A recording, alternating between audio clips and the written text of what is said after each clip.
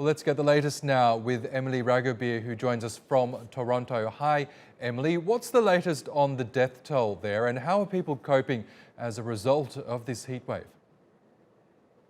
Oscar, the British Columbia Coroner Service updated us today saying that they're at 486 sudden deaths. Now, they haven't confirmed whether it is directly related to the heat, but that is widely believed, as they have never had so many sudden deaths called in such a short amount of time. And that they're saying that this is up roughly 50%, because this, to put this into context, in a 5-day span, usually on average, it's about 160 deaths, not over 400. So that is certainly unprecedented.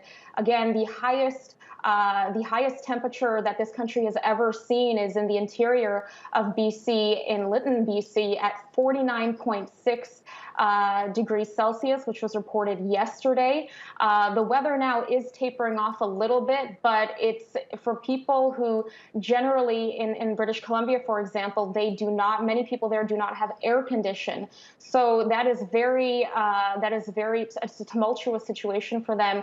And even the fact that in the overnight hours is actually hotter than the daytime temperatures. So that is something that people there are grappling with. As this heat dome shifts, what problems might this now cause?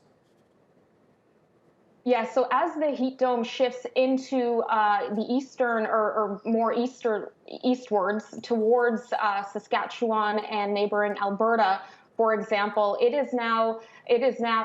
first of all, the heat dome is a hot air that is pretty much trapped, and as it shifts, it's given way to thunderstorms and winds, and that's very deadly because the opportunity for wildfires to spark, which they have already, over 20 wildfires across British Columbia have already started. And as those wind gusts start to spark those new fires, this now becomes a problem. They have to watch for those lightning strikes, and they have to see how that wind moves and potentially instigates and sparks new fires. You mentioned temperatures are easing, so there is some relief in sight, is there?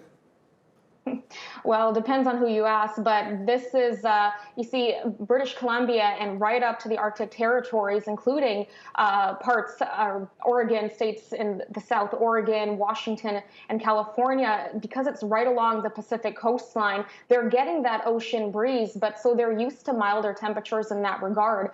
But mid-40s is sleeping overnight with mid-40s in the Celsius range is nothing to get excited about. So although they're getting a little bit of breeze, it's not very much help.